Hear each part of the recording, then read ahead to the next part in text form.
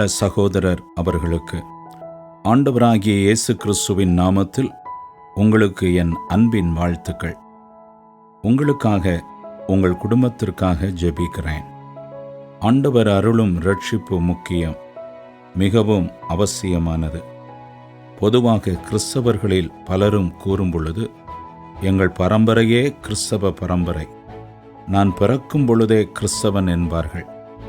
சிலர் எங்கள் அப்பா அம்மா கிறிஸ்தவர்கள், ஆகவே நானும் கிறிஸ்தவன் என்பார்கள். சிலர் நான் ஞானஸ்நானம் எடுத்துவிட்டேன், பெயரும் மாற்றி கிறிஸ்தவ மதத்தில் சேர்ந்து விட்டேன் என்பார்கள். இந்த காரியங்களால் ஒரு மனிதன் கிறிஸ்தவனாக முடியாது. கிறிஸ்தவன் என்பதின் அர்த்தம் கிறிஸ்துவை உடையவன் என்பதாகும்.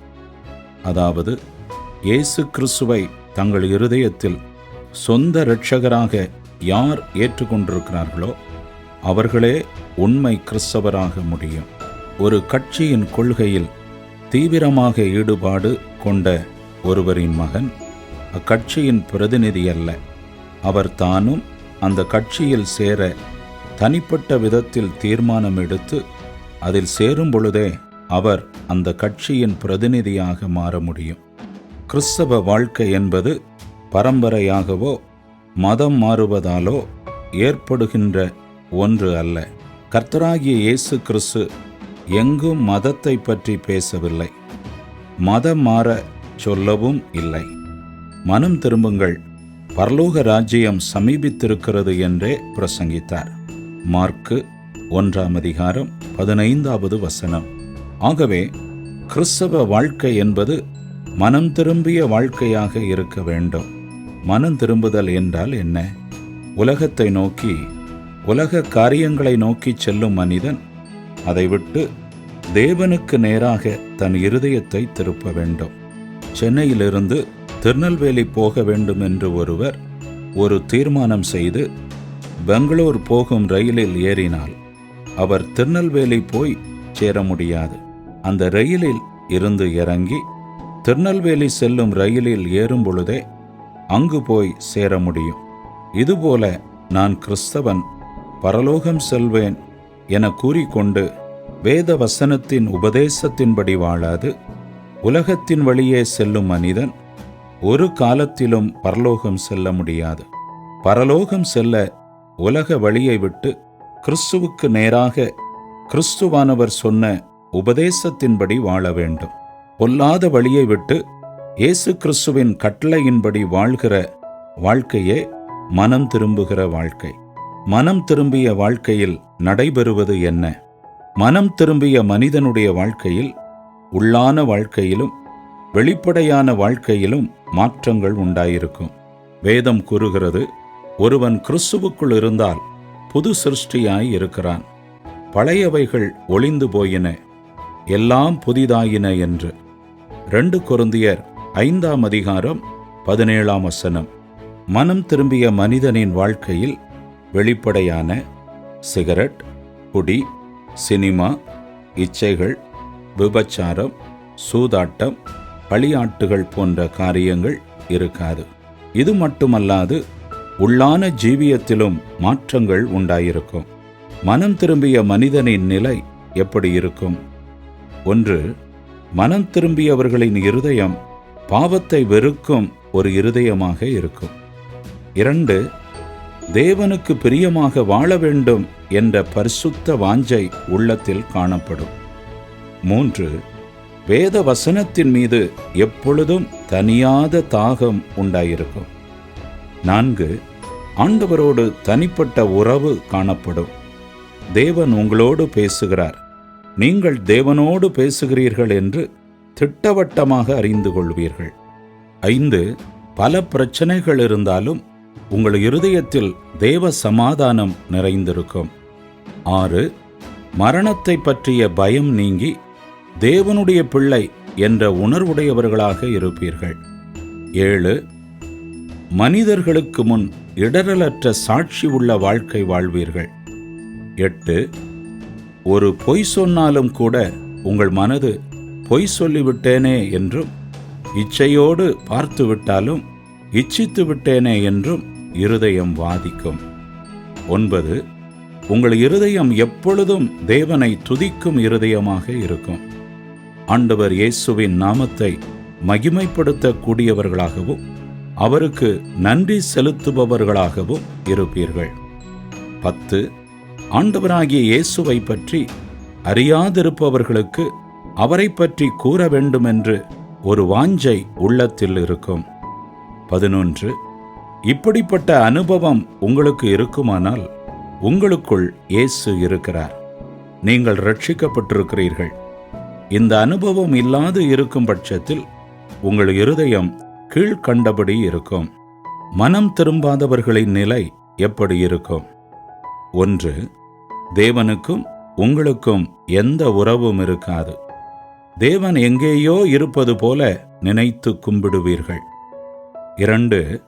ஆண்டவரிடம் தகப்பனிடம் பிள்ளை கேட்பது போன்று தைரியம் இராதபடி, உரிமை இல்லாதபடி யார் மூலமாவது கேட்டால்தான் கிடைக்கும் என்று மற்றவர்கள் மூலம் கேட்கும் பழக்கமுடையவர்களாய் இருப்பீர்கள். 3. மற்றவர்களைப் போலவே வாழக்கூடிய வாழ்க்கைதான் உங்களுக்கும் இருக்கும். வேத வசனத்தின்படி வாழ்கிற வாழ்க்கை இல்லாது சாட்சியற்ற வாழ்க்கை வாழ்வீர்கள். 4. உங்கள் இருதயம் நீங்கள் ஒரு பாவி என்று உங்கள் இருதயத்தில் குத்திக்கொண்டே இருக்கும்.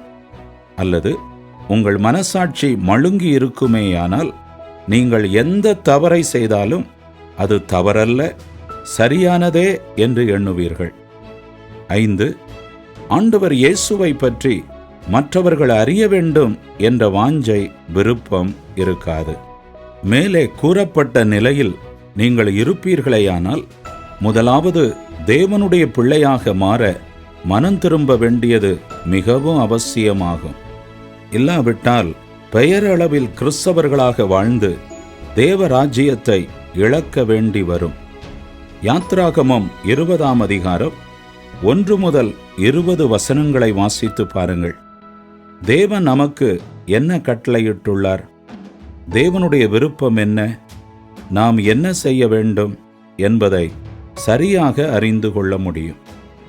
எனவே ஆண்டவருடைய கட்டளையின்படி வாழ்வதையே தேவன் விரும்புகிறார். ஆண்டவர் இயேசு சொன்னார், ஒருவன் என்னில் அன்பாயிருந்தால் அவன் என்னுடைய கட்டளைகளின்படி நடக்க கடவன் என்றார். ஆக ஆண்டவர் நம்மிடம் எதிர்பார்ப்பது அவருடைய வேத வார்த்தையின்படி வாழ்வதையே விரும்புகிறார். அவரது வார்த்தையின்படி, கட்டளையின்படி வாழும் பொழுதே இருதயத்தில் மிகுந்த சந்தோஷமும் வாழ்க்கையில் தேவ ஆசீர்வாதமும் உண்டாகும். அப்படி வேதம் கூறுவதின்படி வாழாது மற்றவர்கள் சொல்வதை நம்பி வாழ்ந்தால் நம்முடைய வாழ்க்கை நாசமாகிவிடும். உங்கள் கையில் கண்ணாடி இருக்கும் பொழுது உங்கள் முகத்தில் உள்ள குறையை நீங்களே பார்க்க முடியும். அதுபோல உங்கள் வாழ்க்கையில் நீங்கள் அறிந்து கொள்ள வேண்டிய எல்லாவற்றையுமே வேதாகமத்தில் தேவன் தந்துள்ளார். அதன்படி வாழ்வீர்களேயானால் நீங்கள் பாக்கியவான்கள். நீங்களும் உங்கள் குடும்பமும் தேவனால் ஆசீர்வதிக்கப்படுவீர்கள். தேவனிடம் தைரியமாக உரிமையோடு கேட்கும் அனுபவம் வேண்டுமானால் அவருடைய பிள்ளையாக மாறுவது அவசியம். அதை குறித்து பின்வரும் நிகழ்ச்சிகளில் தெளிவாக உங்களோடு பேசுகிறேன். 2000 வருடங்களுக்கு முன்பு பிறந்த இயேசுவைத்தான் பலர் கேள்விப்பட்டிருக்கிறார்களே ஒழிய அவர் ஆதியிலிருந்தே இருக்கிறார் என்பதையும் அவரால் தான் உலகமும் அதில் உள்ள யாவும் உண்டானது என்பதை அறியவில்லை. யோவான் 1ஆம் அதிகாரம் 1 முதல் 5 வசனங்களில் ஆதியிலே வார்த்தை இருந்தது, அந்த வார்த்தை தேவனிடத்தில் இருந்தது, அந்த வார்த்தை தேவனாயிருந்தது, அவர் ஆதியிலே தேவனோடு இருந்தார், சகலமும் அவர் மூலமாய் உண்டாயிற்று, உண்டானதொன்றும் அவராலே அல்லாமல் உண்டாகவில்லை, அவருக்குள் ஜீவன் இருந்தது, அந்த ஜீவன் மனுஷருக்கு ஒளியாயிருந்தது, அந்த ஒளி இருளிலே பிரகாசிக்கிறது, இருளானது அதை பற்றி கொள்ளவில்லை என்று வேதம் கூறுகிறது. ஆண்டவர் இயேசு நமக்குள் இருந்தால் மட்டும் நமக்குள் ஜீவன் இருக்கும், நம் ஆத்துமா மீட்கப்பட்டிருக்கும். அவர் நமக்குள் இருக்கும் பொழுதே இருதயத்தில் உள்ள இருள் நீங்கி நாம் வெளிச்சம் உள்ளவர்களாய் பிரகாசிக்கக்கூடியவர்களாய் திகழ முடியும். எனவே உலகத்தை உண்டாக்கின ஆண்டவர், உலகத்தில் உள்ள எல்லாரையும் உண்டாக்கினவர் ஆண்டவராகிய இயேசுவே. ஒரு பெரிய பாத்திரத்தில் உள்ள தண்ணீரை ஒரு டம்ளரில் மொண்டு குடிப்போமேயானால் அந்த தண்ணீர் மட்டுமே நமது தாகத்தை தீர்க்கும். பாத்திரம் ஒருபோதும் தாகத்தை தீர்க்காது. பரலோகத்தின் தேவன் பூமிக்கு மனுஷனாய் வந்தார். அவரே இரட்சிப்பை, ஆசீர்வாதத்தை அருள முடியும். அப்போஸ்தலர் 4:12 அவராலே அன்றி வேறு ஒருவராலும் இரட்சிப்பு இல்லை. நாம் இரட்சிக்கப்படும்படிக்கு வானத்தின் கீழெங்கும் மனுஷர்களுக்குள்ளே அவருடைய நாமமே அல்லாமல் வேறொரு நாமம் கட்டளையிடப்படவும் இல்லை என்று வேதத்தில் கூறப்பட்டுள்ளது. எனவே ஆண்டவர் இயேசுவின் மேல் விசுவாசமுடையவர்களாய் தொடர்ந்து ஆவிக்குரிய வாழ்க்கையில் வளர பிரயாசப்படுங்கள். நீங்கள் உங்களிடமுள்ள வேதாகமத்தை தினந்தோறும் கருத்தோடு வாசியுங்கள். வேத வசனங்களை ஆவியானவர் உங்களோடு தெளிவாய் பேசுவார். ஆண்டவர் இயேசு இரட்சிப்பை அருளும் பொழுது உங்கள் உள்ளத்தில் மெய் சமாதானத்தை பெறுவீர்கள். இதை குறித்து எனது அடுத்த நிகழ்ச்சியில் தெரியப்படுத்துகிறேன். உங்களுக்காக, உங்கள் குடும்பத்திற்காக ஜெபிக்கிறேன்.